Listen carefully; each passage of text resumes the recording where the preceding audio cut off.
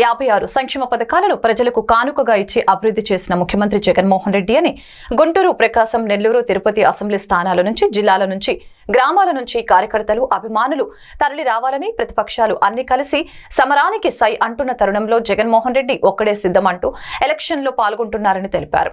త్వరలో election code రాబోతున్న సందర్భంగా ఇది ఆఖరి 4వ విడత సిద్ధం సభ అవుతుందని, ఈ సభకు వేలాదిగా పార్టీ శ్రేణులు, కార్యకర్తలు, ప్రజలు పెద్ద సంఖ్యలో తరలివచ్చి జగన్మోహన్ రెడ్డిని దీవించాలని ఆమె కోరారు.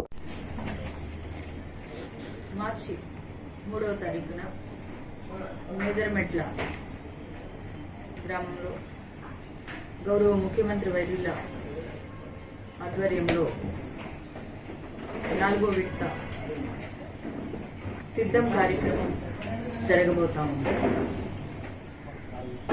ఇప్పటికే 3 ప్రాంతాలలో సిద్ధం సభలు పూర్తి చేసుకుని